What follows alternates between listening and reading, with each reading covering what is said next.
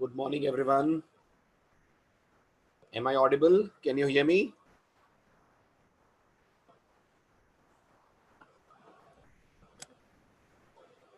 Good morning, everyone. Am I audible? Can you hear me?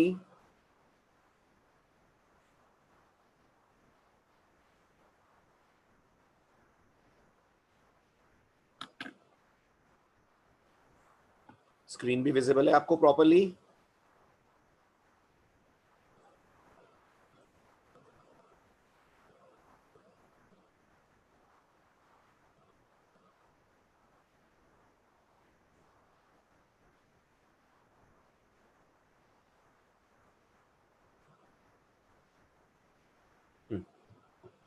चलिए बढ़े आगे। अब स्टैक लास्ट लेक्चर में आपने इंप्लीमेंट कर लिया था, पुश पॉप ऑपरेशंस हो गए थे हमारे। अब आज बढ़ते हैं आगे और डिस्कस करते हैं next title, that is applications of stack. Programming में वो कौन कौन सी सिचुएशंस हैं जहां स्टैक या तो इंटरनली कंपाइलर यूज करेगा और या आप यूज करेंगे कुछ टिपिकल प्रोग्रामिंग प्रॉब्लम्स को सॉल्व करने के लिए। After knowing what is a stack, how a stack functions, अब हम बात करते हैं स्टैक की एप्लीकेशंस क्या हैं। ठीक, आपको ध्यान है? Do you remember? कुछ जानते हैं आप स्टैक कहाँ कहाँ यूज होता है internally? Anyone who has an idea stack programming में कब और कहाँ यूज होता है इंटरनली?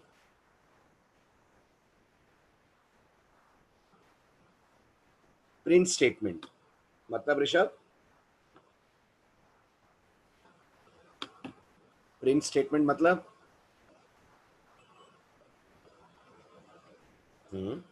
रिकर्जन में यूज होता है। Very good. Apart from that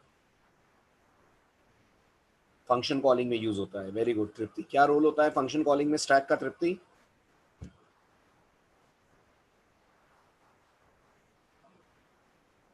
कैसे यूज करते हैं फंक्शन कॉलिंग में स्टैक?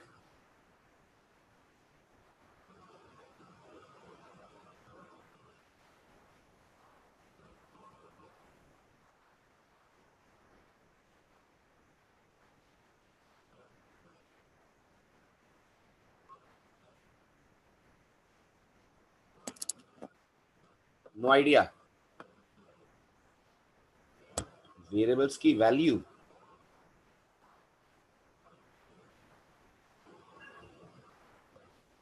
चलिए ठीक है, समझिए अब ध्यान से। Stack is a very important data structure which is commonly used by compilers of programming languages as well as programmers themselves.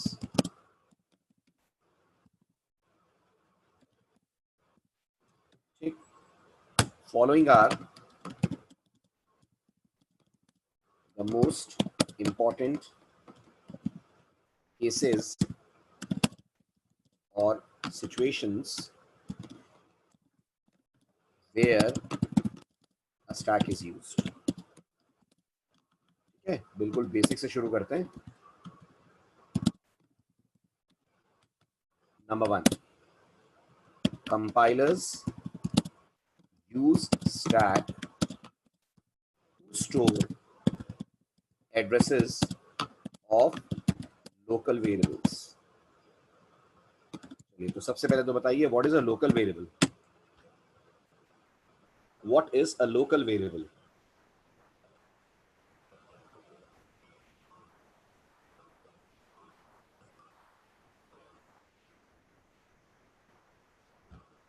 अरे, इतने से सवाल में इतना टाइम लग रहा है। लोकल वेरिएबल क्या होता है? Very good. Local variables are those variables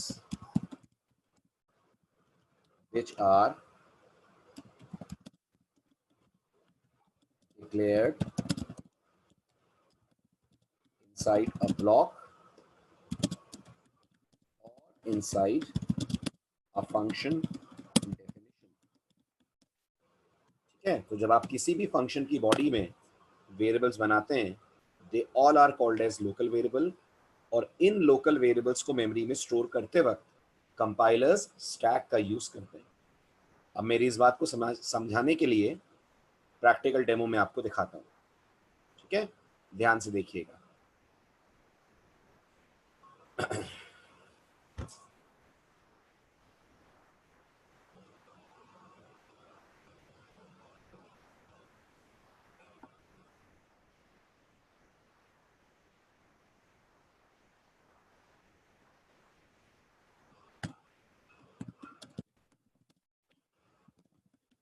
कीजिए, मैं छोटा सा कोड आपको लिख के दे रहा हूँ। इस कोड का आउटपुट एनालाइज कीजिए तो आपको समझ में आएगा जितने लोकल वेरिएबल्स हैं मेमोरी में स्टोर कैसे होते हैं। a is equals to 10 suppose कीजिए, b is equals to 20, c is equals to 30। Screen clear की मैंने, और और मैंने एड्रेस ऑफ ए, राइट, और एड्रेस ऑफ बी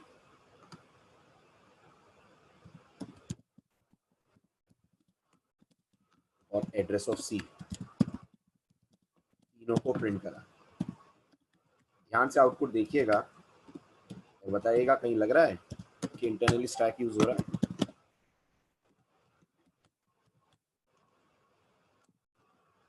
अब ध्यान से आप इस प्रोग्राम के आउटपुट को करें ऑब्जर्व। कोड मैंने कंपाइल करा, कोड मैंने रन करा, इसको भी न्यू लाइन पे डाल दूं तो आप इजीली एनालाइज कर पाएंगे। चेक कीजिए, ये एड्रेसेस आ रहे हैं 65524, 65522 और 65520। बताइए, ये आउटपुट क्या इस बात को इंडिकेट कर रहा है कि कंपाइलर इंटरनली स्टैक स्टाइल में वेरिएबल्स को स्टोर कर रहा है? और अगर कर रहा है तो क्या आप उस स्टैक का डायग्राम बता सकते हैं जो कंपाइलर इंटरनली स्टोर कर रहा है? गुड। देखिए, आपने जितने भी वेरिएबल्स बनाए हैं, आई होप प्रोग्रामिंग में आपने ज़रूर पढ़ा होगा, हम जब भी कोई वेरिएबल डिक्लेयर करते हैं वो मेमोरी के दो में से किसी एक एरिया में जाता है। या तो वो जाता है स्टैक एरिया में और या तो वो जाता है हीप एरिया में। आपके सिस्टम की मेमोरी इन दो सेक्शंस में डिवाइडेड होती है। आपने ये भी पढ़ा होगा, हीप में वो वेरिएबल्स जाते हैं जिन्हें आप डायनेमिकली क्रिएट करते हैं। हीप में वो वेरिएबल्स या मेमोरीज जाती हैं जिन्हें आप डायनेमिकली क्रिएट करते हैं। एंड आई थिंक सबको पता होगा, सी में डायनेमिक एलोकेशन एमएलऑक से होता है, सी में डायनेमिक एलोकेशन एमएलऑक से होता है, सी प्लस प्लस जावा में एलोकेशन न्यू से होता है। बट गौर करिए, मैंने कोई एमएलऑक तो यूज़ करा नहीं है। तो हमारे प्रोग्राम के अंदर ये जितने भी वेरिएबल्स आपको दिख रहे हैं, ए बी सी, ये सारे के सारे मेमोरी में जहाँ जाकर रहेंगे, that area is basically called as stack area. So all three of them will live inside stack. ठीक है, किसका स्टैक? मेन फंक्शन का स्टैक, मेन फंक्शन का स्टैक। ओके, इस स्टैक का जो डायग्राम है वो अपसाइड डाउन होता है, ध्यान दीजिएगा, ऐसा होता है, राइट। ये स्टैक के एड्रेसेस होते हैं कुछ इस तरह से, गॉट इट। ये वाली लोकेशन ए को मिली हुई है, ये एड्रेस 65524 होगा, ठीक। ये 65522 है, ये 65520 है। This is b and this is your variable c. यहाँ 10 है, यहाँ 20 है और यहाँ 30 है। बताइए, समझ आ रही है आपको ये बात? आउटपुट को अगर आप मैच करें तो आपको ये चीज़ क्लियर होगी। टॉस कहाँ है? इस स्टैक का टॉस कहाँ पर होगा? बताइए, स्टैक होगा तो टॉस भी होगा ना एक। वो टॉस कहाँ रखा होगा कंपाइलर में? वो टॉस बैठा होगा सी के साथ, वो टॉस बैठा हुआ है सी के साथ। तो स्टैक ऊपर से नीचे की तरफ ग्रो करता है मेमोरी के अंदर, ठीक है। ये सी का इम्प्लीमेंटेशन हो सकता है बाकी लैंग्वेजेस में नीचे से ऊपर जाता हो, but in C programming language stack grows from higher memory area to lower memory area, right. इसलिए आप सी में जब भी वेरिएबल्स बनाते हैं, आप गौर कीजिएगा उनके एड्रेसेस आपको डिक्रीजिंग ऑर्डर के अंदर मिलेंगे, although this can very in other compilers. Clear हुआ? आगे बढ़ूं? अब इस पॉइंट को प्रूव करने का एक और तरीका लेते हैं, देखिएगा ध्यान से। इमेजिन करिए, मैं प्रिंटएफ में एड्रेस की जगह वैल्यू प्रिंट कराता हूं। सपोज कीजिए मैं एड्रेस प्रिंट ना करा के वैल्यू कराता हूं प्रिंट, और प्रिंटएफ में ऐसा लिखता हूं कि मैं वेरिएबल का नाम नहीं बताता प्रिंटएफ को कि मुझे किसकी वैल्यू प्रिंट करनी है, सिर्फ प्रिंटएफ %d लिखकर छोड़ देता हूं। आपने नॉर्मली इस तरीके से प्रिंटएफ कभी यूज करा नहीं होगा। आपने जब भी प्रिंटएफ यूज करा होगा, हमेशा आपने वेरिएबल का नाम लिखा होगा प्रिंटएफ में। सही बोल रहा हूं? हमेशा आपने वेरिएबल का नाम लिखा है प्रिंटएफ में जब भी आप प्रिंटएफ यूज करते हैं, है ना। इस बार मैंने जानबूझ के वेरिएबल का नाम नहीं दिया। बहुत से स्टूडेंट्स को लगता है इसका आउटपुट तो गार्बेज होना चाहिए, जब हम बता ही नहीं रहे क्या प्रिंट करना है तो कंपाइलर तो कुछ भी ले आएगा। गार्बेज नहीं होगा, स्टैक टॉप की वैल्यू होगी। और बताइए स्टैक टॉप पे कौन बैठा है? स्टैक टॉप पे 10 नहीं बैठा है, स्टैक टॉप पे 30 बैठा है। ए तो बिल्कुल नीचे है स्टैक में। अभी डायग्राम बनाया था आपने, देखा था ए बी सी ऐसे ग्रो कर रहे हैं ना ऊपर से नीचे की तरफ। तो स्टैक टॉप पे कौन बैठा हुआ है? स्टैक टॉप पे सी बैठा है। देखिए आप इस प्रोग्राम का आउटपुट, आपको 30 मिलेगा। समझ आया? राइट। ये है पहला केस जहां कंपाइलर्स स्टैक यूज करते हैं। ठीक है, अब आइए सेकंड केस पे जहां कंपाइलर इंटरनली अपने लिए स्टैक यूज करेगा। सेकंड है whenever pass arguments to a function,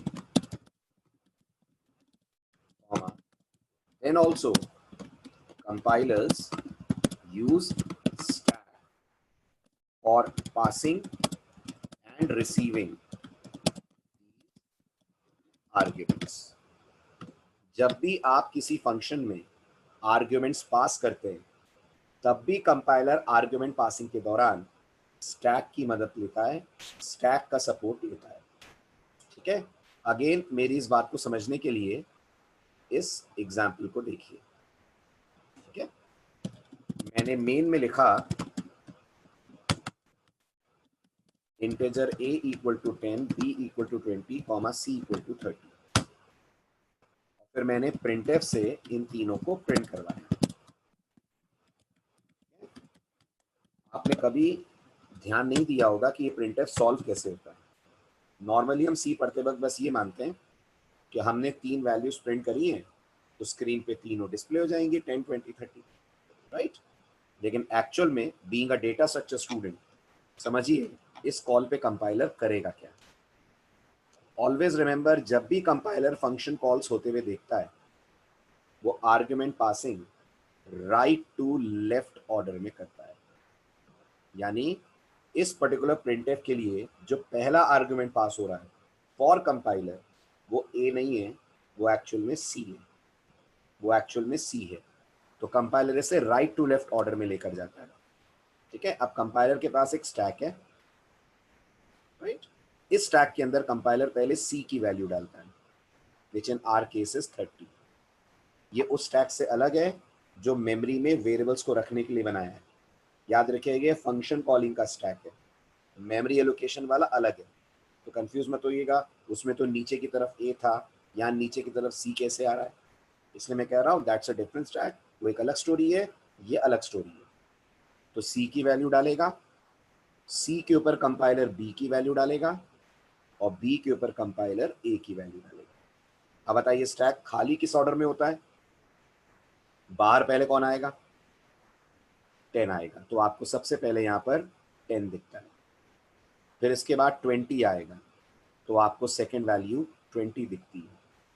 और फिर यहाँ पर 30 आएगा तो आपको थर्ड वैल्यू 30 दिखती है। ये है इसका एक्चुअल मैकेनिज्म। हालांकि इसको देखने के बाद भी दिमाग में बहुत सारे स्टूडेंट्स के डाउट रहता है कि सर अगर ये लेफ्ट टू राइट जाता तो भी तो 10, 20, 30 आना था, तो राइट टू लेफ्ट जा रहा है, इसका प्रूफ क्या है? लेफ्ट टू राइट जाता तो भी तो 10, 20, 30 दिखता हमें।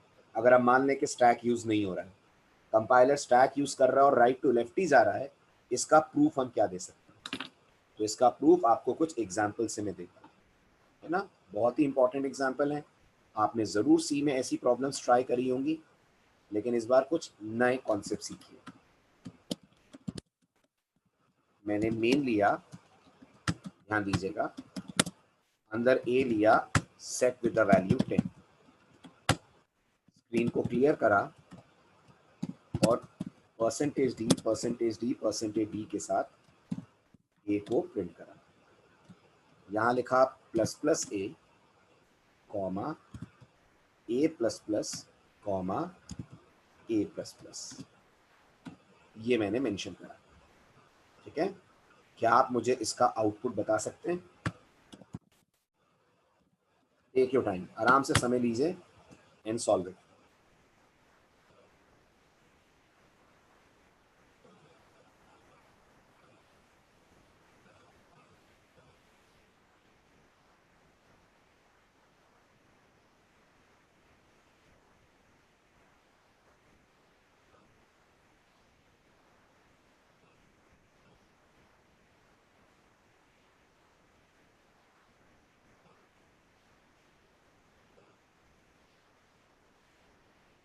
बस, एनीवन एल्स?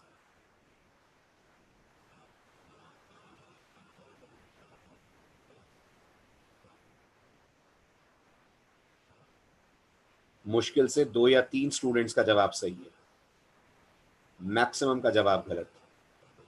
आप अभी भी नहीं समझ रहे हैं और आप इसे सॉल्व कर रहे हैं लेफ्ट टू राइट, जबकि ये सॉल्व हो रहा है राइट टू लेफ्ट। सरप्राइजिंगली इस कोड का आउटपुट 10, 11, 12, 11, 11, 12 ऐसा कुछ नहीं होगा। इसका आउटपुट होगा 13, 11, 10। इसका आउटपुट होगा 13, 11, 10। ठीक है, कैसे होगा समझने की कोशिश कीजिए। सबसे पहले ये भूल जाइएगा कि ये प्री इंक्रीमेंट है और ये सबसे पहले सॉल्व होता है। प्री और पोस्ट इंक्रीमेंट तब अपनी इंपॉर्टेंस दिखाते हैं जब वो किसी एक्सप्रेशन में आते हैं। आप बताइए, क्या ये एक्सप्रेशंस हैं? बताइए। और दे आर आर्ग्यूमेंट्स, आर्ग्यूमेंट्स है ना, तो यहाँ प्री पोस्ट का कोई मतलब नहीं है। नॉर्मली सी में हमने पढ़ा है प्री पहले और पोस्ट बाद में सॉल्व होता है, पर तब नहीं जब ये आर्ग्यूमेंट्स में आ जाते हैं, राइट।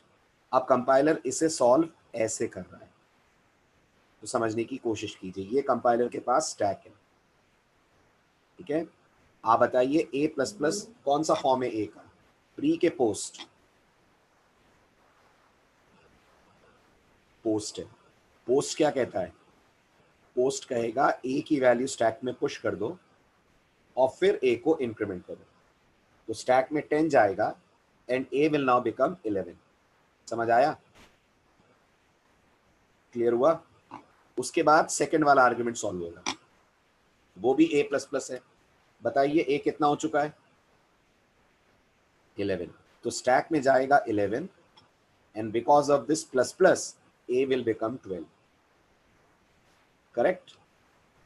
अब आएगा लास्ट वाला आर्ग्यूमेंट, प्लस प्लस ए, क्योंकि प्लस प्लस ए प्री इंक्रीमेंट है, ये इंक्रीमेंट पहले करेगा फिर स्टैक में डालेगा। ठीक है। ए अभी कितना हो चुका है? ए अभी कितना हो चुका है? 12। प्लस प्लस ए करेंगे तो कितना हो जाएगा? 13। तो स्टैक में जाएगा 13। फिर जैसा मैंने कहा, बाहर पहले 13 आएगा, फिर बाहर 11 आएगा, फिर बाहर 10। समझ आ रहा है? प्रैक्टिकल देखिए इसका।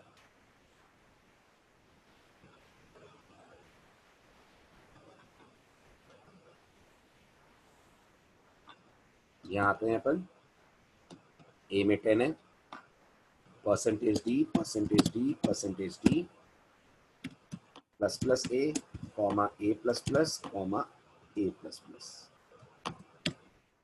फाइन, रन कीजिए and output will be 13, 11 and 10। समझ आ रहा है? पक्का? चलें आगे। ओके, चलिए अब मुझे इसका आउटपुट बताइए। A double equals to 10, a greater than 5, a is equals to 7, a is equals to 4। Output बताइए।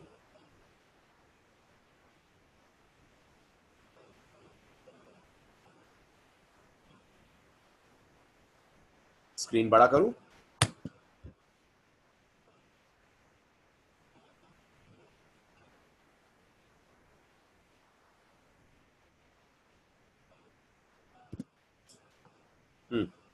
आ गया होगा अब तक तो जवाब।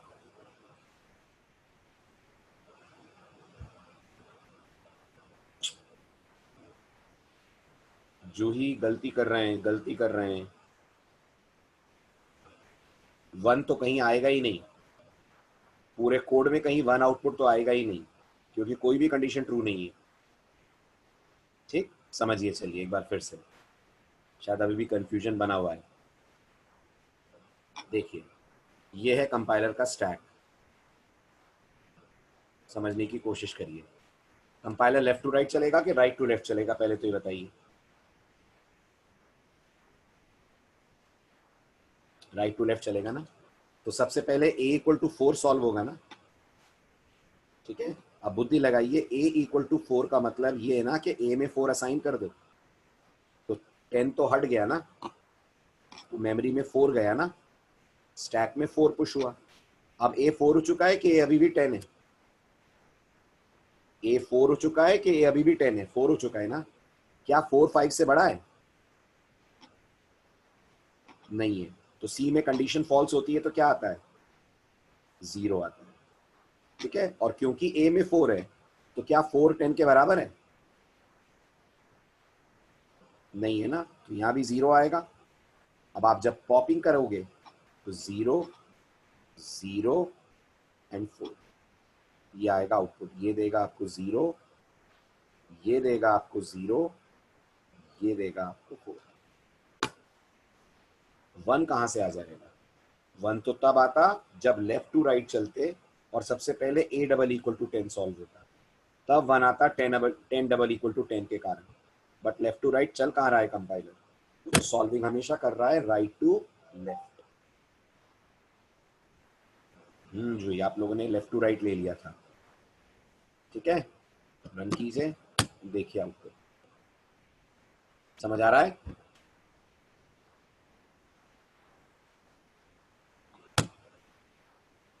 ठीक है, तो ये है दूसरा केस जहां कंपाइलर इंटरनली यूज करता है स्टैक को। ठीक है, ये आपने पहला देखा, दिस वाज सेकंड वन। अब आइए तीसरे पे, ठीक, जो आपने लिखा भी है। Compilers also use stack to store the return address whenever they encounter a function call, whenever they encounter a function call। जब भी कंपाइलर आपके प्रोग्राम में फंक्शंस को कॉल होता हुआ देखेगा तो वो रिटर्न एड्रेस को रखने के लिए स्टैक का यूज करेगा। अब सबसे पहले बताइए, ये रिटर्न एड्रेस क्या होता है? जल्दी बोलिए, what is this return address?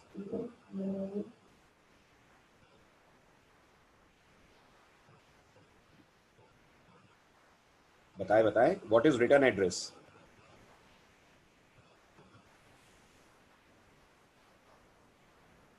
Return address उस लाइन का एड्रेस होता है जिस लाइन को फंक्शन से लौटने के बाद कंपाइलर को एग्जीक्यूट करना है। फिर सुनिए, return type of function address नहीं होता है प्रतीक। रिटर्न एड्रेस उस लाइन का एड्रेस होता है जिस लाइन को फंक्शन से वापस आने के बाद कंपाइलर को रन करना है। मतलब समझिए मेरी बात का। इमेजिन करिए आपने एक सिंपल साइज सी लैंग्वेज का कोड लिखा है। This is main. मेन के अंदर आपने CLR/SCR को कॉल करा, प्रिंटफ लिखा हेलो, और फिर आपने लिखा गेट ch। बताइए मेन में कितने इंस्ट्रक्शंस हैं? मेन में कितने इंस्ट्रक्शंस मैंने लिखे हैं? 3 लिखे हैं, राइट? आपको क्या लगता है तीनों एक साथ चलेंगे? तीनों एक साथ रन होंगे? नहीं ना। तो आप समझिए, जब कंपाइलर CLR/SCR का कॉल देखेगा तो कंपाइलर को मालूम है उसे CLR/SCR की डेफिनेशन पे जाना है, राइट? जहां CLR/SCR की बॉडी पड़ी है उस बॉडी को करवाना है एग्जीक्यूट। लेकिन कंपाइलर के साथ एक समस्या है, कंपाइलर अव्वल दर्जे का भुलक्कड़ है, अव्वल दर्जे का भुलक्कड़ सॉफ्टवेयर है। तो कंपाइलर को ये याद नहीं रहता कि जब वो CLR/SCR चलाकर वापस लौटेगा तो उसे मेन कहाँ से कंटिन्यू करना है। कंपाइलर को ये याद नहीं रहता कि उसे मेन कहाँ से कंटिन्यू करना। तो होता ये है कि जब भी कंपाइलर फंक्शन कॉल्स होते हुए देखता है, जब भी कंपाइलर फंक्शन कॉल्स होते हुए देखता है, तो जो फंक्शन कॉल के बाद वाली लाइन है, आप मुझे बताइए यहाँ फंक्शन कॉल कौन सी लाइन पे हो रहा है? Everyone please tell me, function call कौन सी लाइन पे हो रहा है? CLR/SCR पे, है ना? मान लीजिए इस लाइन का एड्रेस 100 है और मान लीजिए इस प्रिंटफ वाली लाइन का एड्रेस 101 है और ये गेट ch का एड्रेस 102 है। इमेजिन करिए, तो कंपाइलर जब CLR/SCR को सॉल्व करने जाएगा उससे पहले वो अपने स्टैक में 101 पुश करेगा। क्यों पुश करेगा 101? क्योंकि उसे मालूम है, उसे याद नहीं रहने वाला कि उसे मेन कहाँ से कंटिन्यू करना।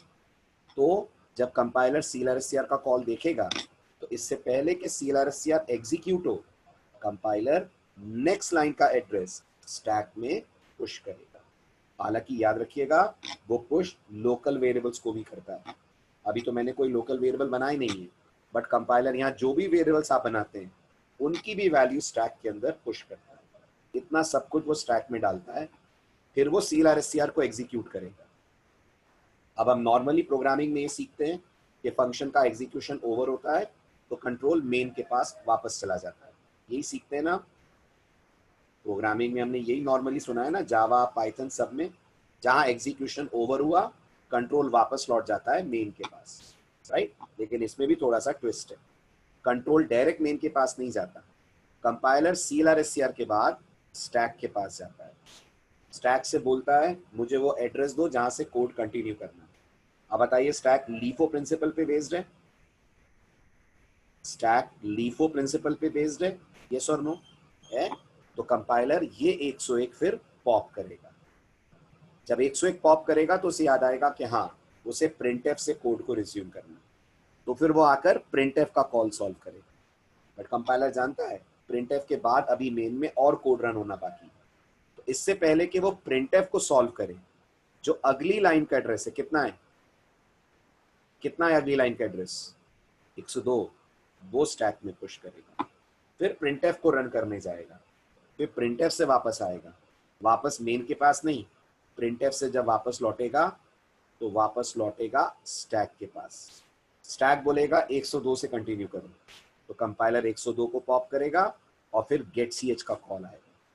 In other words her function call compiler को स्टैक 2 बार अपडेट करने को कहता है। हर फंक्शन कॉल कंपाइलर को स्टैक 2 बार अपडेट करने को कहता है। एक बार फंक्शन की तरफ जाते हुए कंपाइलर करता है पुश, फंक्शन से वापस आते हुए कंपाइलर पुश करे गए एड्रेस को करता है पॉप। यही कारण है कि, कंप्लीट करिए मेरी लाइन, यही कारण है कि फंक्शंस का एग्जीक्यूशन आपके प्रोग्राम की स्पीड को स्लो डाउन कर देता है। फंक्शन का अगर कभी आपसे ड्रॉबैक पूछा जाता है, फंक्शंस में क्या ड्रॉबैक है, तो आप एक ही चीज बोलते हैं, फंक्शन में बस एक ही प्रॉब्लम है कि फंक्शन कॉल्स के कारण स्टैक मेंटेनेंस बढ़ जाती है। हर कॉल 2 बार स्टैक अपडेट कराएगा, एक बार फंक्शन की तरफ जाते हुए, एक बार वहां से वापस आते हुए। जब 2 बार स्टैक अपडेट होगा, कॉमन सेंस लगाइए, आपके प्रोग्राम का एग्जीक्यूशन टाइम बढ़ जाएगा, एग्जीक्यूशन स्पीड कम हो जाएगी। ठीक है, अब आप में से किसी को C++ आती है? अगर आपने C++ पढ़ी हो तो इसी प्रॉब्लम के सॉल्यूशन के लिए C++ ने कीवर्ड दिया है, जिस कीवर्ड का नाम होता है इनलाइन। हालांकि वो हमारे डेटा स्ट्रक्चर का पार्ट नहीं है, उस पर ज़्यादा बात मैं नहीं करूँगा, लेकिन ये इनलाइन यही स्टैक मेंटेनेंस का सॉल्यूशन है जो C++ ने अपन को दिया है। बट अनफॉर्चुनेटली C में ऐसा कुछ नहीं है। तो C में तो अगर 10 बार कॉल आएगा तो स्टैक 20 बार मेंटेन होगा। बताइए समझ आई ये बात?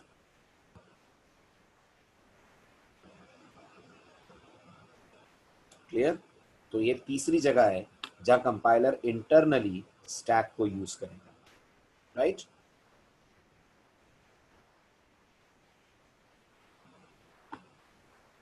अब आइए चौथा केस। चौथा केस हमारा केस है, अब ये जो फंक्शंस हैं इसमें मैंने रिकर्जन को भी शामिल कर लिया है, इसलिए मैं रिकर्जन के लिए अलग से नहीं लिख रहा हूं कि स्टैक मेंटेन होता है। रिकर्जन में भी याद कीजिए यही होता है, बस जो एड्रेस पुश होता है वो उसी फंक्शन की अगली लाइन का होता है जहां से कॉल आ रहा है। तो रिकर्जन और नॉर्मल फंक्शन दोनों के लिए स्टैक सेम है, सेम तरीके से मेंटेन होता है, बस रिकर्जन में उसी प्रोग्राम की लाइंस का एड्रेस जाता है, जबकि नॉर्मल फंक्शन कॉल में एड्रेस जाता है मेन की लाइन का और कंपाइलर जंप मारता है CLRSCR। ठीक है, इसलिए मैं रिकर्जन अलग से मेंशन नहीं कर रहा हूँ। बाकी रिकर्जन में भी स्टैक है, और रिकर्जन हम इस कोर्स में जब डिटेल में पढ़ेंगे तब आपको और उसकी स्टैक की वर्किंग में समझाऊंगा। ठीक, फिलहाल आगे बढ़ते हैं। अब next, programmers use stack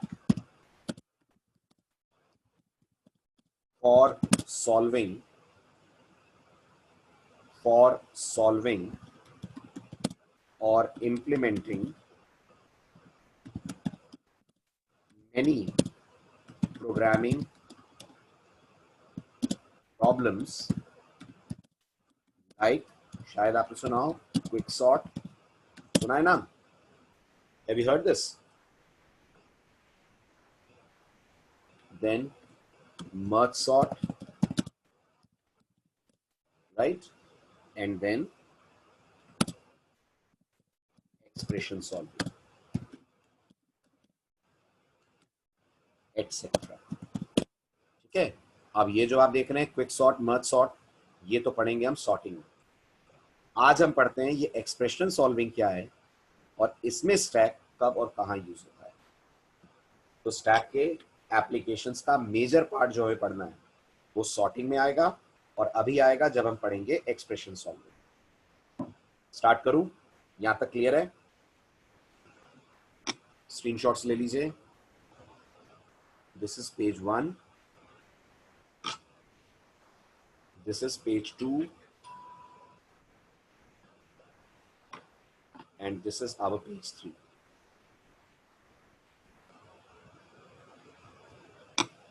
screenshots ले लिए? ठीक है, अब आते हैं अपन, फर्स्ट पेज रह गया, लीजिए।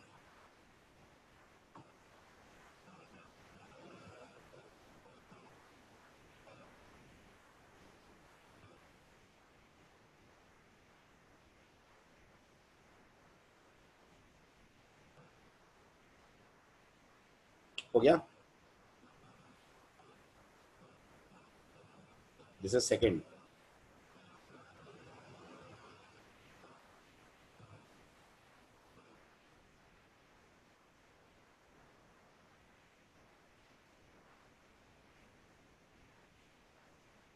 डन?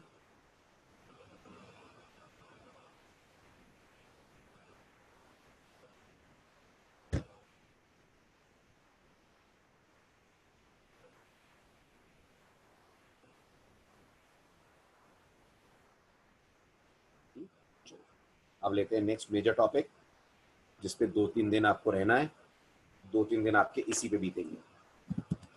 Title is expressions. तो सबसे पहले तो मुझे बताइए, व्हाट इज एन एक्सप्रेशन? बोलिए, in the world of programming what is an expression?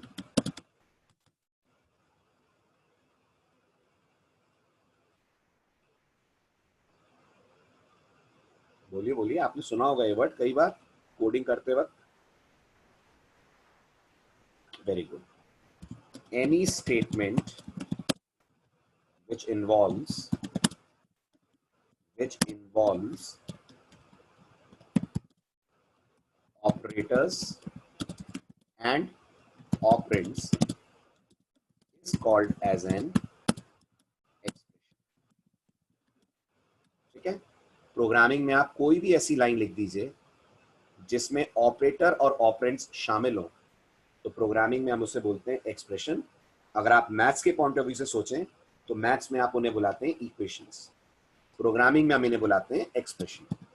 For example कीजिए, अगर मैं कहता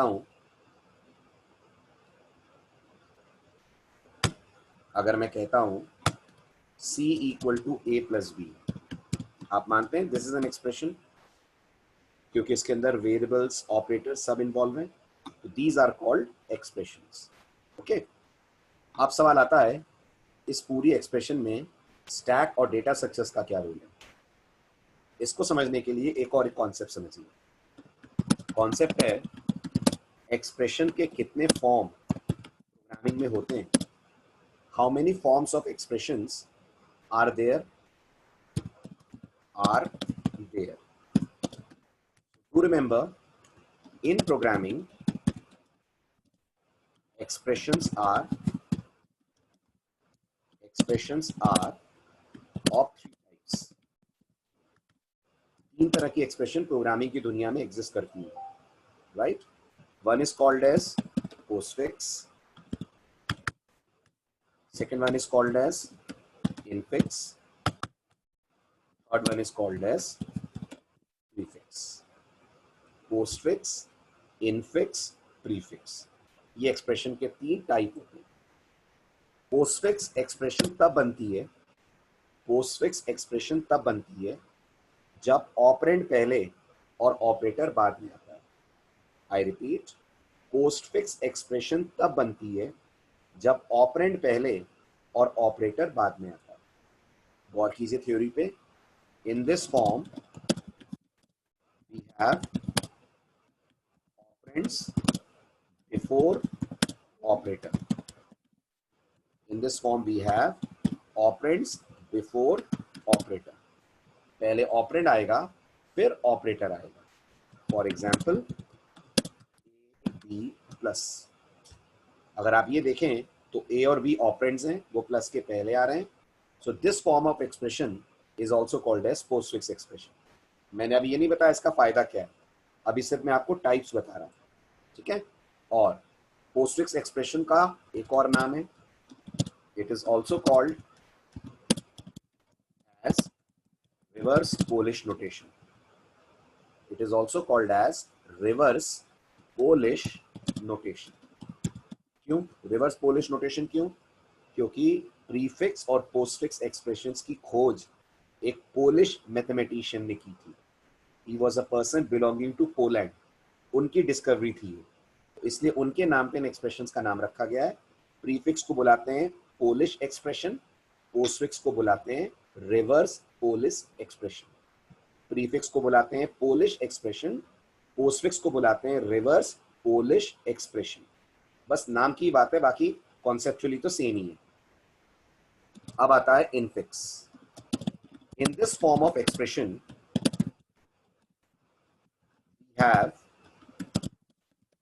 we have operator between operands. Operator operands के बीच में आएगा, जो आप सी में बहुत कॉमन लिखते हैं, a plus b. You look at this, this becomes infix form of the expression. और अब आप गेस करिए प्रीफिक्स क्या होता होगा। अगर ये दोनों समझ आए तो गेस करिए प्रीफिक्स क्या होता होगा, उसमें क्या होता होगा। Good, we have operator before operands. तो ये दोनों वर्ड्स को स्वैप मार दूं, यहाँ आ जाएगा ऑपरेटर और यहाँ आ जाएगा ऑपरेंड्स। अगर ये आपने बना दिया, this will become prefix form of the expression. For example plus a b, and as I said it is also called as Polish notation. ठीक है, ये तो हुआ इन एक्सप्रेशंस के बारे में इंट्रोडक्शन।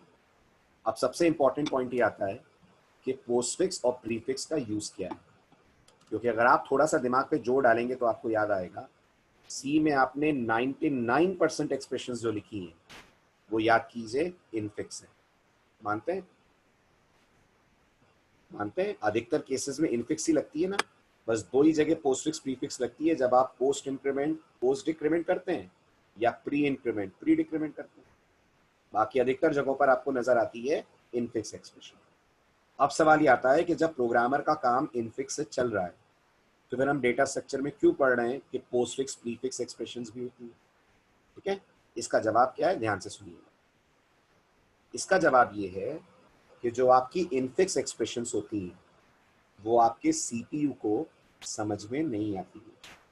दोबारा सुनिए, जो प्रोग्रामिंग में आप इनफिक्स एक्सप्रेशंस लिखते हैं वो सीपीयू के पल्ले नहीं पड़ती, उसकी समझ में नहीं आती। उसका रीजन ये है कि जब कोई इनफिक्स एक्सप्रेशन सॉल्व होगी, सोचिएगा आराम से, जब कोई इनफिक्स एक्सप्रेशन सॉल्व होगी तो क्या उसमें ऑपरेटर प्रेसिडेंस का कोई रोल होगा? बताइए, होगा ना? आप दिमाग दौड़ाइए, प्रोग्रामिंग आप सबने पढ़ी है। अगर मैं आपसे पूछूं सी लैंग्वेज में ये कैसे सॉल्व होगा, A plus b multiplied by सी, तो आप मुझे यही बोलेंगे ना सर पहले इनटू चलेगा और उसके बाद प्लस चलेगा, क्योंकि इनटू की प्रायोरिटी प्लस से ज्यादा है। मानते हैं? मानते हैं इस बात को आप? ठीक है, बिल्कुल प्रोग्रामिंग के अंदर बॉड मास जैसा कॉन्सेप्ट लगता है। अब मुझे बताइए, ये कहना कि इनटू की प्रायोरिटी प्लस से ज्यादा है, ये रूल किसने निकाला है? ये रूल सीपीयू बनाने वाली कंपनीज का है या ये रूल लैंग्वेजेस का है? ऑपरेटर प्रेसिडेंस लैंग्वेज का पार्ट है या ऑपरेटर प्रेसिडेंस कंप्यूटर के आर्किटेक्चर का पार्ट है, लैंग्वेज का पार्ट है ना, लैंग्वेज ऐसा कहती है ना। और आप ये भी मानते होंगे कुछ ऑपरेटर किसी लैंग्वेज में होते हैं और किसी में नहीं होते हैं, ऐसा भी होता है, ऐसा भी होता है। याद कीजिए, सी लैंग्वेज के पास पावर का ऑपरेटर है, सी लैंग्वेज के पास पावर का ऑपरेटर है नहीं है, सी में पावर का फंक्शन है, ऑपरेटर नहीं है। पाइथन में पावर का ऑपरेटर है, हाँ है, डबल स्टार पाइथन में पावर होता है। तो समझने की कोशिश कीजिए, जो ऑपरेटर्स हैं they are actually a part of language, they are not a part of CPU's architecture. तो आप दिमाग लगाइए, जब सीपीयू को ये एक्सप्रेशन दी जाएगी, अगर ऐसे ही दी जाएगी, तो आप मानते हैं सीपीयू को इसे सॉल्व करने के लिए ऑपरेटर प्रेसिडेंस यूज करनी पड़ेगी? बताइए, अगर सीपीयू इनफिक्स को सॉल्व करे तो उसे ऑपरेटर प्रेसिडेंस यूज करनी पड़ेगी, और वो नहीं जानता ऑपरेटर्स की प्रेसिडेंस क्या होती है, उसे नहीं पता, राइट। तो जब भी आपका कंपाइलर आपकी इस एक्सप्रेशन को कंपाइल करता है, दुनिया का कोई भी कंपाइलर आप ले लीजिए, सी से लेकर और कितनी भी एडवांस लैंग्वेज पे आप आ जाए, जब कंपाइलर्स इनफिक्स एक्सप्रेशंस को कंपाइल करते हैं, तो जब वो आपके प्रोग्राम का मशीन कोड, बाइट कोड, जो भी लैंग्वेज के बैकग्राउंड से आप हो वो बनाते हैं, तो वो इन इनफिक्स एक्सप्रेशंस को या तो कन्वर्ट कर देते हैं पोस्टफिक्स में, और या तो कन्वर्ट कर देते हैं प्रीफिक्स में। आपको लगेगा सर फायदा, फायदा ये है, इन दोनों फॉर्म की खासियत ये होती है कि जब इन एक्सप्रेशंस को सॉल्व सीपीयू करता है तो बगैर प्रेसिडेंस की नॉलेज के ये सॉल्व होती हैं, एक ऑर्डर में सॉल्व होती हैं, या तो लेफ्ट टू राइट और या तो राइट टू लेफ्ट, और आंसर करेक्ट आता है।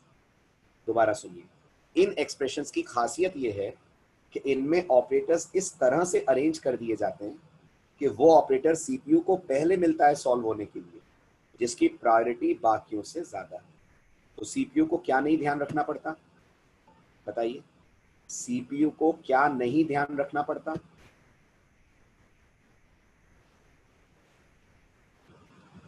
सीपीयू को ध्यान नहीं रखनी पड़ती है ऑपरेटर्स की प्रेसिडेंस।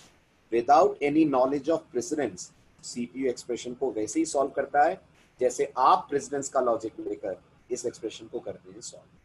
एक्चुअल में ये जो टॉपिक आप पढ़ रहे हैं, ये कंपाइलर इम्प्लीमेंटेशंस, कंपाइलर डिजाइनिंग के वक्त यूज करा जाता है।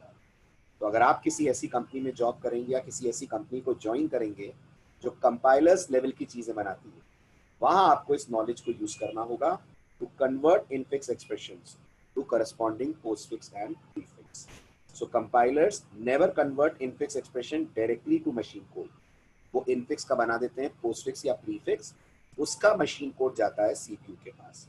And what is the good thing about these expression, एक बार फिर बताइए, what is the good thing about prefix and postfix? इनकी खासियत क्या है, खूबी क्या है इनकी? they arrange the expression in such a way कि वो ऑपरेटर्स पहले सॉल्व अपने आप होने लगते हैं जिनकी प्रेसिडेंस दूसरों से ज्यादा है। तो सीपीयू को एक एंड से दूसरे एंड तक जाना है, एक्सप्रेशन के एक एक पार्ट को सॉल्व करना है, और उसे रिजल्ट वही मिलेगा जो इनफिक्स में आपको प्रेसिडेंस सॉल्व करने पर मिलता है। आ रहा है समझ में, क्लियर हो रहा है? और इसको समझने में भी आपको 2 दिन लगेंगे, ये हमारा 2 दिन का टॉपिक है, अभी 1 दिन में नहीं क्लियर होगा। अभी तो समझ आएगा अच्छा ऐसा होता होगा, कैसे होता है वो कोडिंग से आप समझ पाएंगे। समझ में आया? अब जब ये इनफिक्स पोस्टफिक्स में कन्वर्ट होती है या प्रीफिक्स में कन्वर्ट होती है, तब कंपाइलर यूज करता है स्टैक, तब हमें यूज करना पड़ता है कोडिंग के दौरान स्टैक। समझ आया, क्लियर हुआ? ठीक है, अब इसके बारे में मैं लिख देता हूं ताकि आपको याद रहे। What is the importance of postfix and prefix expressions, इनकी खास बात क्या है? तो इसका आंसर ये है, whenever compilers convert a program to machine code और जावा या पाइथन की बात करें तो byte code, always convert the infix form of expressions to their corresponding postfix or prefix form. Full stop. This is because whenever the CPU solves these expressions, इससे मतलब postfix prefix or prefix expressions, then it can simply solve them from one end to another without bothering about operator precedence.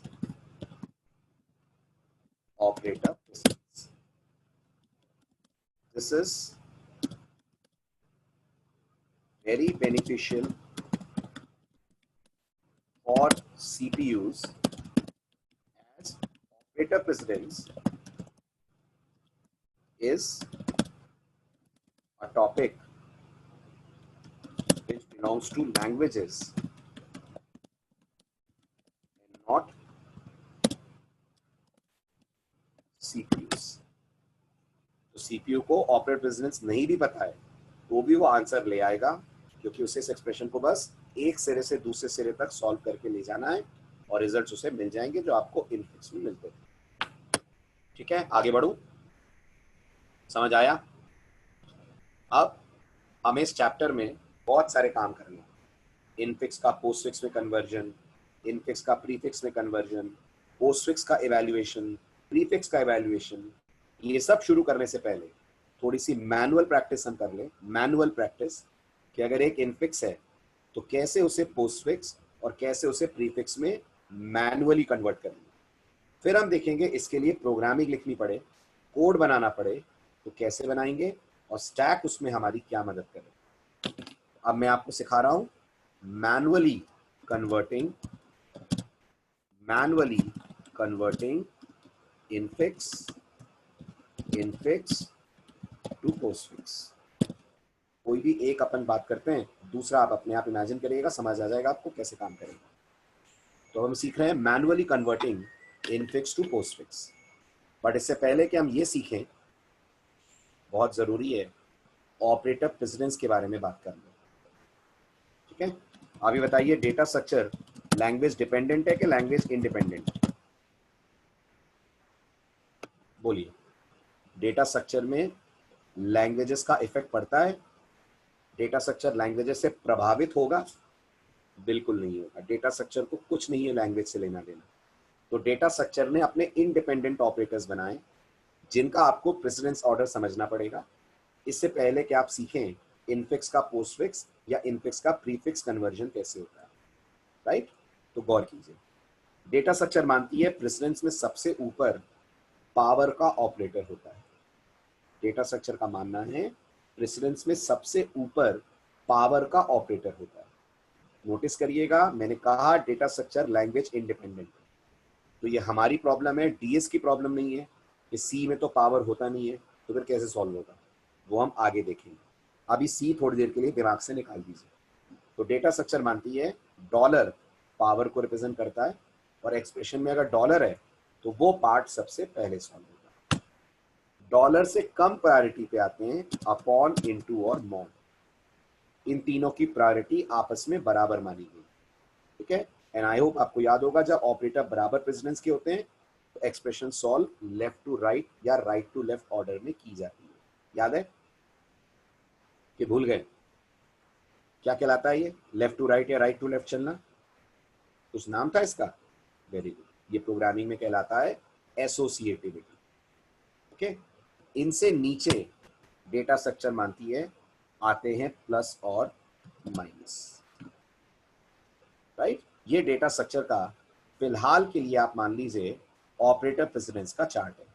जैसे जैसे आगे बढ़ते जाएंगे बाकी operators को भी इसमें हम लोग शामिल करते जाएंगे। फिलहाल अभी इतने ऑपरेटर्स को कंसिडर करके अपन चलते हैं। ठीक, now let's start with the first expression. आप सपोज करिए मैं आपसे कहता हूं कि मेरे पास एक्सप्रेशन ये वाली है, a plus b multiplied by c, और मुझे इसे कन्वर्ट करना है इनफिक्स से पोस्टफिक्स में। तो कैसे करें? Very simple. सबसे पहले आपको जितने ऑपरेंड्स नजर आ रहे हैं, जितने ऑपरेंड्स नजर आ रहे हैं इस एक्सप्रेशन में, आप उन्हें सर्कल आउट कर लें। तो बताइए कितने ऑपरेंड्स नजर आ रहे हैं? 3 आ रहे हैं, राइट? तो तीनों को सर्कल आउट कर लीजिए, ए बी सी। अब बताइए ऑपरेटर्स यहां प्लस और इनटू हैं, सबसे ज्यादा प्रेसिडेंस प्लस इनटू में किसकी है? इनटू की है। ओके, तो आप इस हिस्से को सॉल्व कीजिए और इसे कन्वर्ट करिए इनटू पोस्टफिक्स, इसे कन्वर्ट करिए इनटू पोस्टफिक्स, बाकियों को टच मत कीजिए। तो a plus as it is रहेगा, b इंटू सी का पोस्टफिक्स अगर बनता है तो बन जाएगा बी सी इंटू, बन जाएगा। पोस्टफिक्स में ये है ना, ऑपरेंड्स पहले और ऑपरेटर बाद में आते हैं। दूसरी बात, जैसे जैसे एक्सप्रेशन सॉल्व होती जाएगी, जो सॉल्व्ड पार्ट है वो ऑपरेंड माना जाएगा। जैसे जैसे एक्सप्रेशन सॉल्व होती जाएगी, जो हिस्सा सॉल्व हो चुका है वो ऑपरेंड की कैटेगरी में गिना जाएगा। अब अगर मैं आपसे पूछूं अब यहाँ कितने ऑपरेंड हैं, तो आप बोलेंगे 2 ऑपरेंड। कौन है 2 ऑपरेंड? आप बोलेंगे एक ए है और एक ये पूरा बी सी इंटू है, राइट? अब सॉल्व करिए इसको पोस्टफिक्स में, तो इसका पोस्टफिक्स बन जाता है A B C into plus. बताइए क्लियर हुआ? समझ आ रहा है? ठीक है, अब आपको एक एक्सप्रेशन दे रहा हूं, आप ट्राई करिए।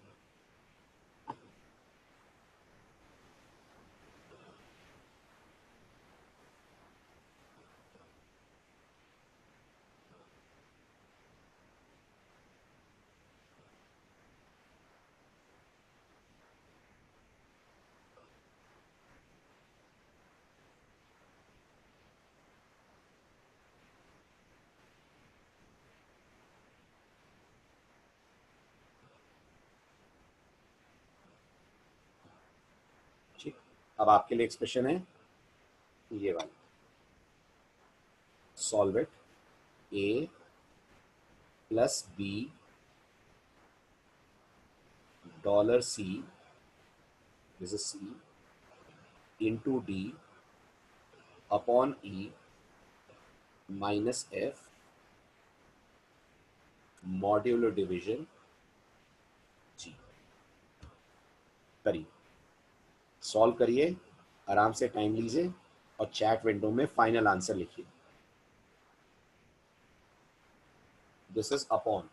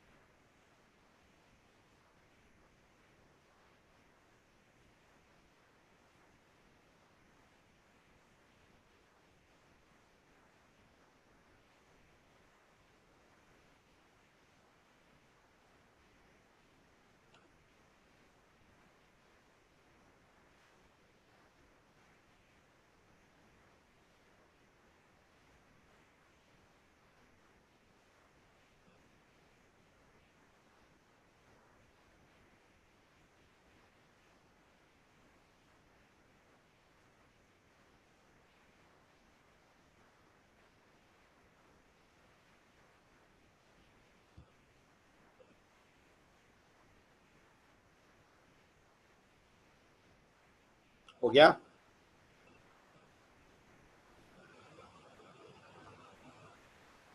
गलत आकाश, बिल्कुल गलत।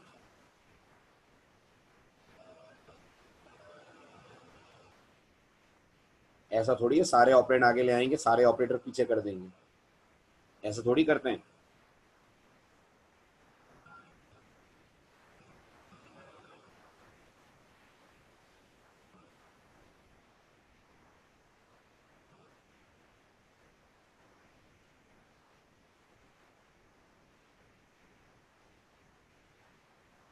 सृष्टि गलत हो गया।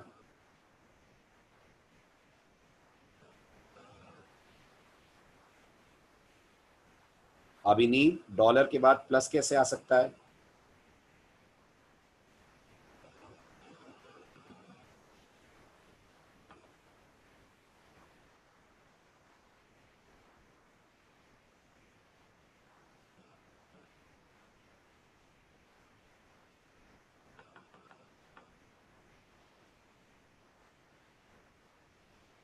मोनल, आपका भी गलत हो गया। चलिए मैं करता हूँ, अभी भी लग रहा है मुझे कंफ्यूजन बना हुआ है। समझिए, ध्यान से देखिए। सबसे पहले अपन ऑपरेंड सर्कल आउट कर लें। तो ए, B, C, D, E, F और जी। अब मुझे बताइए हाईएस्ट प्रायोरिटी किसकी है? आपको नहीं लगता डॉलर की है? तो बाकियों को मत छेड़िए, बस इतने पार्ट को सॉल्व करिए। तो ये बन जाएगा B followed by C followed by dollar into D upon E minus F mod G. ठीक, फिर सर्कल आउट कीजिए। A, B C dollar, D, E, F और जी। अब अगर मैं आपसे पूछूं हाईएस्ट प्रायोरिटी वाले कौन से ऑपरेटर हैं, तो गौर करिए इनटू अपॉन मॉड तीनों आ रहे हैं। जब तीनों आ रहे हैं तो चलना है लेफ्ट टू राइट, क्योंकि इन तीनों की प्रायोरिटी आपस में बराबर है। तो मैंने आपसे कहा, प्रोग्रामिंग में भी आपने सीखा होगा, जब ऑपरेटर बराबर प्रेसिडेंस के आते हैं तो expression left to right solve होती है, राइट? तो बताइए इनटू अपॉन मॉड पहले कौन आ रहा है एक्सप्रेशन में हमारी? पहले कौन आ रहा है? इनटू आ रहा है ना। तो आप इस पार्ट को सॉल्व कीजिए। जब इसे सॉल्व करेंगे तो ये बनेगा a plus b C dollar d into upon E minus F mod g. Got it? ये एक ऑपरेंड हो गया, ये पूरा पूरा दूसरा ऑपरेंड हो गया, ये थर्ड, फोर्थ, फिफ्थ। ठीक, अब कौन सॉल्व होगा बताइए? अब है प्लस अपॉन माइनस मॉड, तो ऑब्वियस सी बात है अपॉन होगा। अपॉन और मॉड बराबर है, बट लेफ्ट टू राइट में अपॉन पहले आ रहा है। तो ये हो गया ए plus b C dollar d into E upon minus F mod g. Again circle out a, ये पूरे को सर्कल आउट कर लीजिए क्योंकि अब ये पूरा ऑपरेंड हो गया, एफ और जी। अब है प्लस माइनस और मॉड, कौन बड़ा है? ऑब्वियस सी बात है मॉड बड़ा है। तो हो गया ए प्लस बी सी डॉलर डी इंटू ई अपॉन माइनस, और ये बन जाएगा f ji mod. Now a is one operand, a is one operand, this whole is another operand and f ji mod is third operand. अब solve होगा plus, right?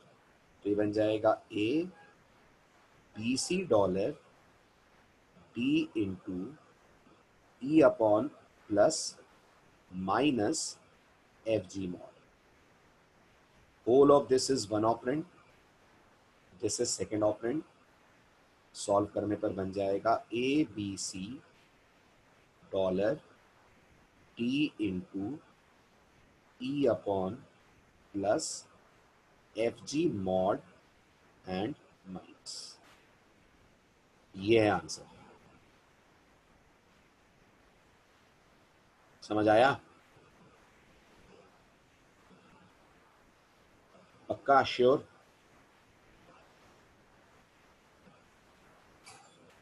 चलें आगे। अब जैसे ये था इनफिक्स टू पोस्ट फिक्स, एक और प्रॉब्लम दूं? अच्छा ठीक है, चलिए एक और ले लीजिए।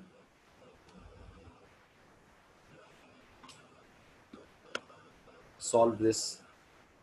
ए अपॉन बी $C माइनस ई इंटू एफ अपॉन जी प्लस एच। चलिए करिए इसको भी।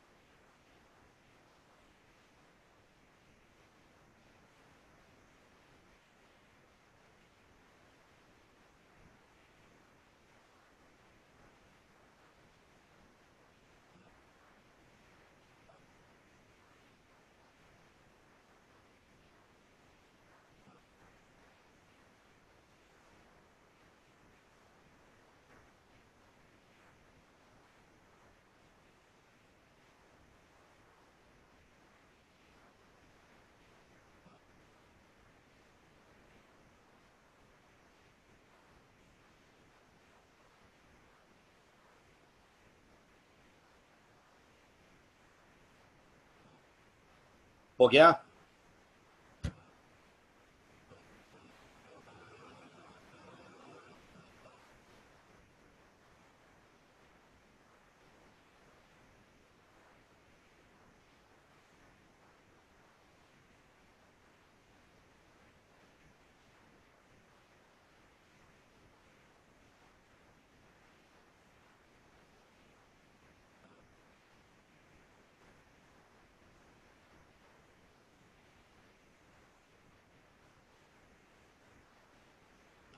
तो ए बीच में क्यों आ जाएगा? ऑपरेट अपनी जगह से थोड़ी हटता है, सिर्फ ऑपरेटर शिफ्ट होता है ना।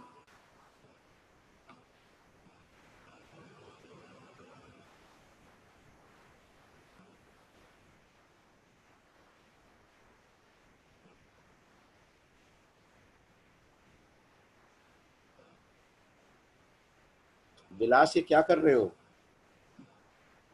जी एफ आगे कहां से आ गए?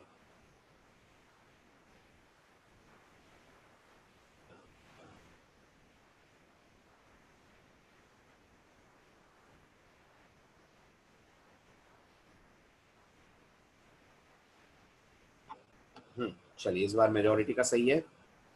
अब मैं करता हूं, आप करिए match. If you circle out all the operands,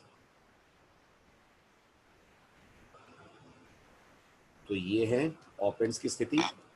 as usual highest dollar है, तो सबसे पहले इस पार्ट को सॉल्व करिए। ये हो गया a upon b C dollar minus E into F upon ji plus h, step one. फिर a B C dollar e f g और एच सर्कल आउट। अब हाईएस्ट प्रायोरिटी किसकी है? वैसे तो अपॉन इंटू अपॉन सबकी है, बट ये वाला अपॉन पहले सॉल्व होगा क्योंकि लेफ्ट टू राइट में ये पहले आ रहा है। तो अब एक्सप्रेशन हो गई A B C dollar upon minus E into F upon ji plus H. तो ये एक ऑपरेंड हुआ A B C dollar upon, दूसरा, ये तीसरा, ये चौथा, ये पांचवा। अब इसके बाद इंटू होगा, तो ये हो गया A B C dollar upon minus, वो भी अनसॉल्व रहेगा, ई एफ इंटू अपॉन जी प्लस एच। अभी भी ये एक ऑपरेंड है, ई एफ इंटू दूसरा ऑपरेंड, जी तीसरा, एच चौथा। अब सॉल्व होगा ये वाला अपॉन, मार्क करते जाते हैं जिसको जिसको सॉल्व कर रहे हैं। अब ये वाला सॉल्व होगा, तो ये हो गया A B C dollar upon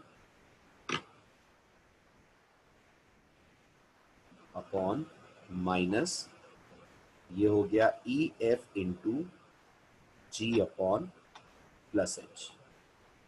this is one operand, this is second operand and third operand. अब पहले कौन, माइनस के प्लस, माइनस, राइट, क्योंकि लेफ्ट टू राइट में इस बार माइनस पहले आ रहा है। तो अब होगा A B C dollar upon E F into G upon minus plus H. तो ये एक पार्ट हुआ, ये एक पार्ट हुआ ऑपरेंड का। फाइनल एक्सप्रेशन बनी A B C dollar upon E F into G upon minus H plus. बन गया, सबसे सॉल्व हो गया। ठीक है, अब इसी तरह से है infix to prefix, manually converting infix prefix. बहुत सिंपल है, जो आपने पोस्ट के लिए करा है उसको पलट दीजिए, ऑपरेटर को बस पहले ले आइए। सॉल्विंग का ऑर्डर वैसा ही होगा, बस ऑपरेटर पहले ले आइए। तो अगर सिंपल सी एक्सप्रेशन से शुरू करें, a plus b multiplied by c, इसका अगर प्रीफिक्स बनाया जाए तो we have a B c. सबसे पहले एज यूजुअल इनटू सॉल्व होगा, बट क्योंकि प्रीफिक्स बन रहा है तो ये बनेगा a प्लस इंटू बी सी।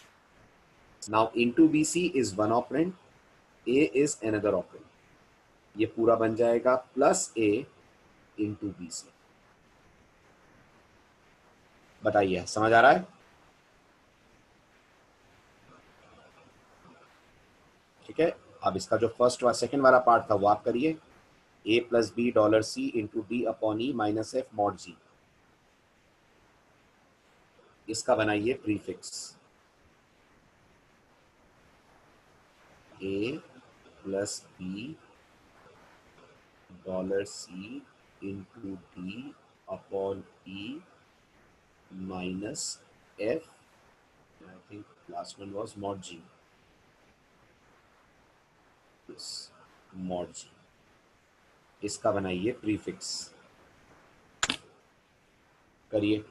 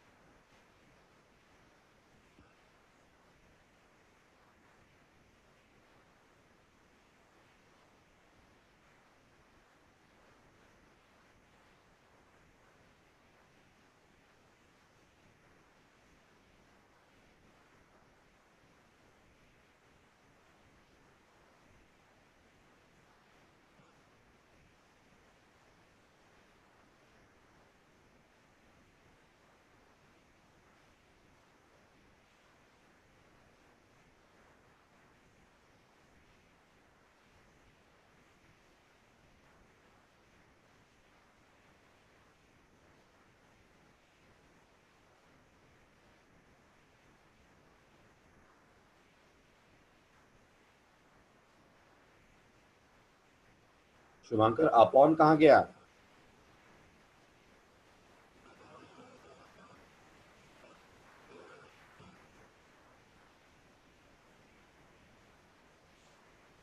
चलिए करिए अब मेरे साथ। First operand, second operand, third, fourth, fifth, six and seven. As usual सबसे पहले डॉलर, बट क्योंकि प्रीफिक्स बन रहा है तो A plus dollar B C into D upon E minus F upon G. A एक ऑपरेंड, डॉलर बी सी दूसरा operand, D E F और जी बाकी के ऑपरेंड्स। अब सॉल्व इनटू होगा क्योंकि चलना लेफ्ट टू राइट ही है। ये होगा A plus into dollar B C D upon E minus F mod mod G. A एक ऑपरेंड हो गया, ये पूरा दूसरा, this is third, fourth, fifth.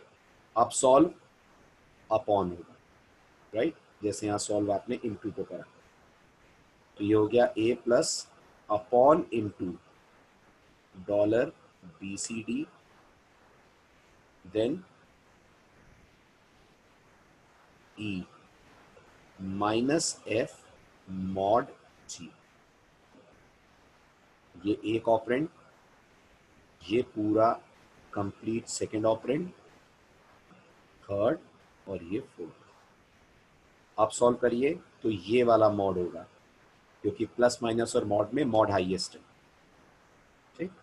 So it will be A plus upon into dollar B C D E minus mod F ji. Mod F G becomes one operand, A एक operand और ये पूरा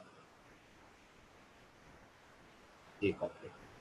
now plus solve होगा पहले, तो plus A upon into dollar B C D E minus mod F जी।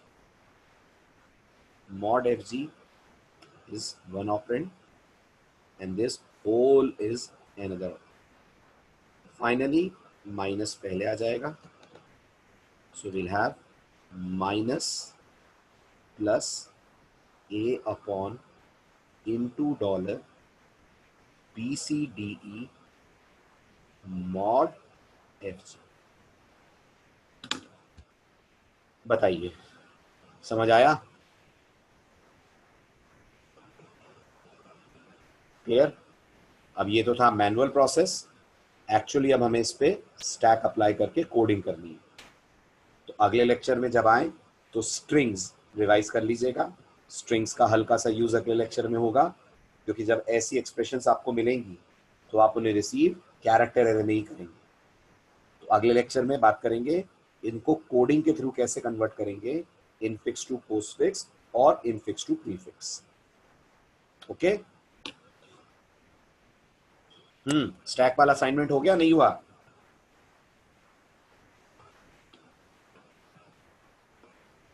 बन गया? Good. नहीं होता है तो अगले लेक्चर में करता हूं मैं डिस्कस, ठीक है? कौन सा नहीं हुआ? पैलिंड्रोम? पैलिंड्रोम वाला नहीं हुआ? ठीक है, अगले लेक्चर में करते हैं डिस्कस अपन, ठीक है? एक एक करके करूंगा मैं, सारे एक साथ नहीं, क्योंकि आप ट्राई करिए, ठीक? चलिए आइए ट्यूसडे 11 o'clock लेते हैं इससे आगे। Bye bye, take care. Screenshots ले लिए आपने सारे? स्क्रीनशॉट ले लिए सारे? नहीं लिए? ले लीजिए ले लीजिए। थर्ड तक हो गया था, दिस इज फोर्थ। मैं डाल दूंगा ग्रुप में वैसे तो, but to be on the safer side आप भी ले लें।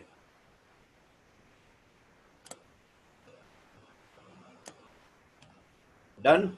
आगे बढ़ूं?